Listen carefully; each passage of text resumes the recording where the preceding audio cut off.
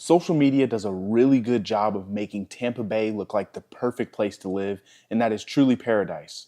But here are the 5 things I hate most about living here.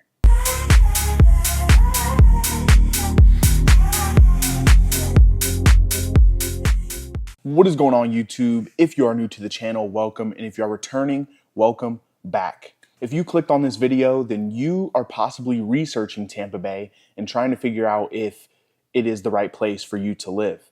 And based on the title of the video, you might also be thinking, how could he possibly sell me on Tampa Bay if he's going to tell me the things he hates about it? Well, I'm here to tell you the truth. And the truth is, Tampa Bay is not for everybody. And that, I think, will apply to anywhere you choose to live, and realistically, anything in life. There's pros and cons. Now, before we jump into this, I want to take a quick pause and remind you guys that I am a licensed agent in the state of Florida.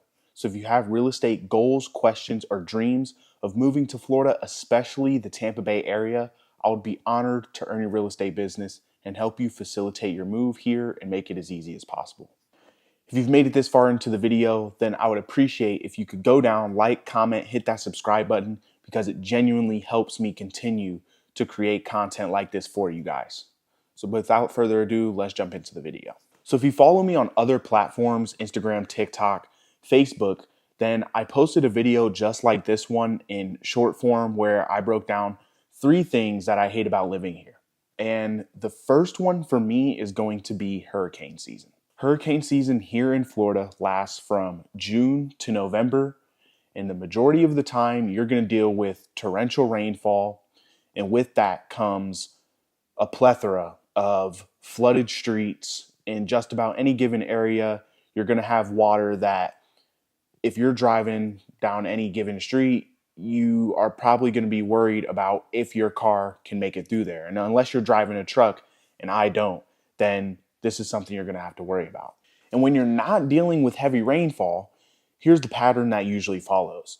It usually goes heavy rainfall early in the day, then it'll completely dry up, clouds will be gone, the sun will come back out. The only difference is it is a blazing, suffocating heat and humidity that is almost intolerable and makes you not want to leave the house. The reason this sucks for me is because I enjoy being active, going outside, exploring the outdoors. But when the heat and humidity is so unbearable that I don't even want to leave the house, it restricts me from doing those things. And I can't say my quality of life goes down as a whole, but it takes away from the things I really enjoy doing in my free time. Now, the second thing I hate most about living in Tampa Bay is the nightlife. Now, I do not typically go out. I'm not someone who has a night out every weekend.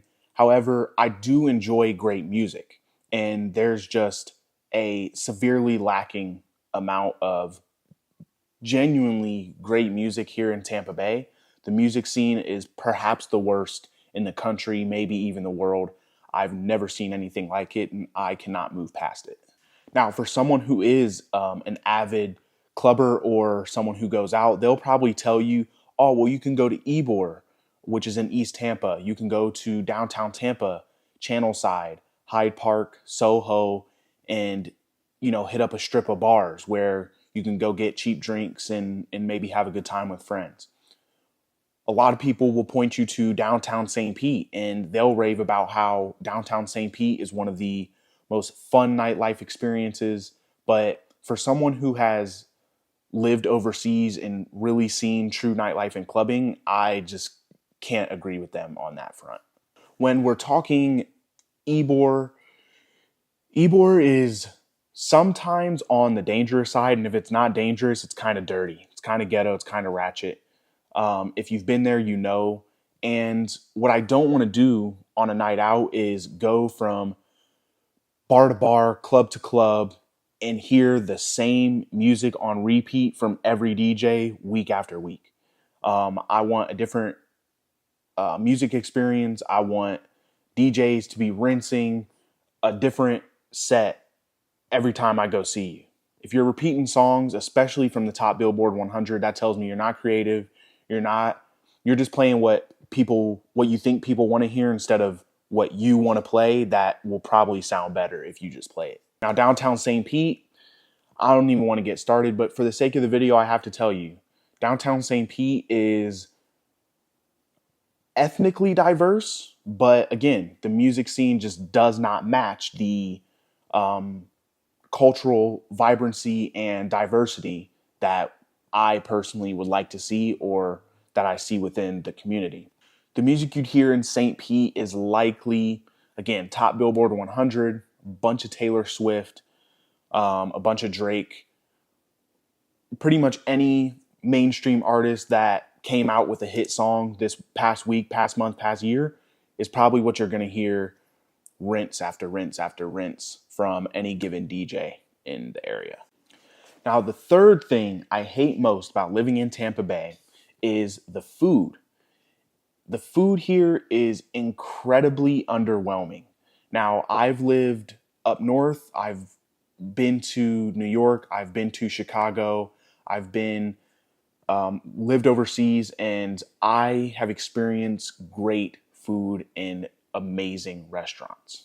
Now, when I moved to Tampa, I learned very quickly that the food is just not the same. I do, however, have to give Tampa an edge over the rest of the region because it is growing rather quickly year over year. There's a ton of new restaurants opening. However, in St. Pete, Clearwater, Bradenton, Sarasota, you do have several local mom and pop restaurants. However, there's not very many restaurants that like blow me away. They don't have a wow factor. Yeah, it's good food. I could go there from time to time, but I'm looking for some cuisine that I eat it and I'm like, okay, I have to come back here next week, or I have to come back here once a month. Something that's going to compel me to be there to eat, 3, 4, 5 different dishes that I can choose from whenever I decide to go. Like I said, Tampa has an edge here. There's a wider and better selection of food, more ethnic, authentic cuisines to choose from. A couple of my favorites are J&J Jam Soul on Hillsborough Ave in West Tampa. There's Forbici Modern Italian. There's the Flan Factory, which is authentic Cuban in downtown. And I'd probably say, there's also the Southside Sandwich Shop, which is also Cuban, but they have more than just sandwiches. They have like authentic Cuban dishes as well. Now, there are a handful of truly great restaurants in St. Pete that I have to point people to if they're looking for that. And those are going to be House of Vegano, a 100% vegan restaurant, by far the best food in St. Petersburg. There is Doriban, which is a authentic Korean restaurant. They have the best tteokbokki, which are rice cakes, and again, unmatched in terms of Asian food. And then there is Cafe Bic Nha, which is a Vietnamese restaurant in Pinellas Park. Those three can't even come close to them. Everything else is mid compared to those three restaurants. Now, I do have a guide for those relocating to Tampa Bay that'll point you to a list of all of my favorite restaurants, cafes, dessert shops, etc. that highlights the restaurants that I love personally that really stand out from what is generally mid cuisine in the entirety of Tampa Bay. So I'm going to link that guide down below so you can grab it for free. Now, the fourth thing I hate most about living here has to be the driving. Now, I'm not talking about traffic. Traffic is rather tolerable compared to other larger cities like New York or Chicago or LA or even London. That is what real traffic looks like. Tampa is child's play compared to those larger cities. But what I'm talking about here is the quality of driver behind the wheel. If you didn't know, Florida does not require its drivers, so teenagers, 16 years old, to go to driver school prior to getting their license. It is very evident that Florida drivers do not know the rules of the road. They hardly ever signal when they're turning or changing lanes. They do not merge over for merging vehicles on the highway, and this results in a multitude of accidents amongst any given highway on any given day, and it's really unfortunate. And a result of this is the residents of Florida now have to pay a ridiculous car insurance fee that is ever growing, and it's simply because Florida drivers are a liability. There's nothing you can really do about it. Now, these accidents and faulty driving are ultimately what caused the traffic. I don't think Tampa is so congested to the point where the congestion is what's causing the traffic just because there's so many people. Now, I could point on this map where the bottlenecks are on these highways and where you're going to see the most traffic during rush hour. And I think after time, the city of Tampa, county of Hillsborough, and Pinellas will continue to build out the infrastructure to support the growing population of the Tampa Bay area. And once a couple lanes are added to these bottlenecks and certain highways, it is an elegant solution to the building up of traffic on any given day. And the last thing I hate about living in Tampa Bay, and this might sound crazy coming from a realtor, but I am with you guys on this one. It is the inflated real estate prices. They are absolutely insane. Now, we have fortunately gone through a huge shift within the last year, and real estate values have come down significantly from what they have been in the past 4 to 5 years. But that does not change the fact that there are still some sellers who are listing their property on the market that are in this 2021, 2022 mindset that their property is worth $25,000, $50,000, $100,000 over what it is truly worth. I still see every day properties that were destroyed by last year's hurricanes listed for $350,000, $400,000, $450,000. I don't care if it's 5 minutes from the beach. I don't care if it's 5 minutes from downtown. Where it's located, if your walls are missing 6 feet high throughout the entire house, that house is worth less than $250,000 regardless. I'm seeing 2-bed, 1-bath, less than 1,000 square feet, $400,000. Ridiculous. I'm seeing a 3-2, 1,200 square feet, hasn't had a single update since 1975, 500,000. Absolutely ridiculous. Now, don't get me wrong, there are some serious benefits of living in St. Petersburg. It genuinely is the Sunshine City. The quality of life here is amazing. However, we have to be realistic in how we are valuing these properties, because in this economy and market today, these homes are just unaffordable.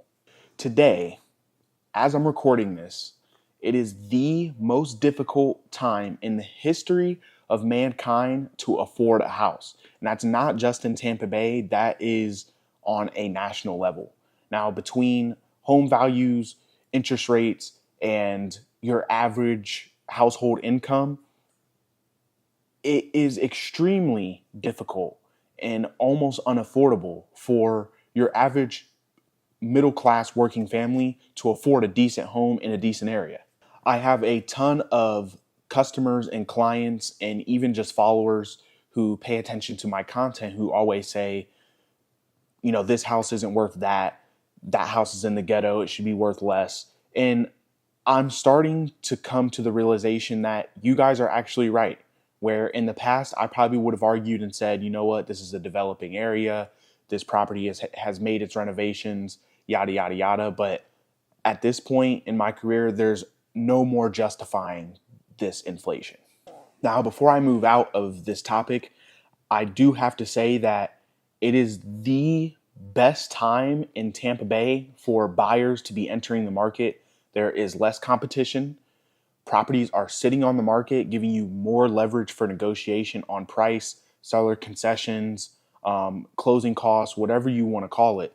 And I highly encourage anyone who is considering buying to do your research and find out if buying a home right now is going to be affordable for you.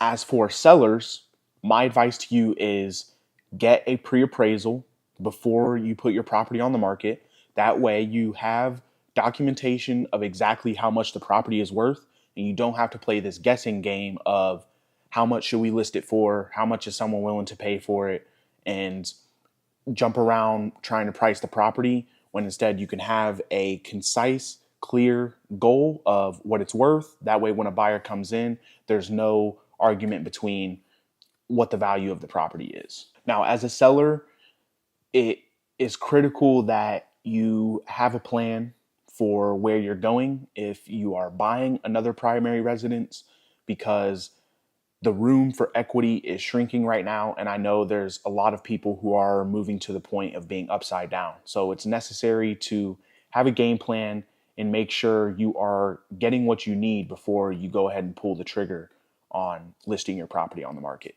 And also setting real expectations for what you're going to deal with once the property does go live. You are likely going to get offers that are less than your asking price unless that pre-appraisal is done, or you know exactly what the property should be selling for in your neighborhood. I have to give credit to those sellers who are taking lesser offers and accepting the conditions of the market and moving on with the next chapter of their life. Now, I know I covered a lot and it seems like I was just rambling about the things I hate about living here, but like I said, there's pros and cons to everything, and I do believe that sharing these is equally as valuable as sharing the things that I love. And I will be doing the things that I love in an upcoming video within the next couple weeks. So hopefully you guys stay tuned.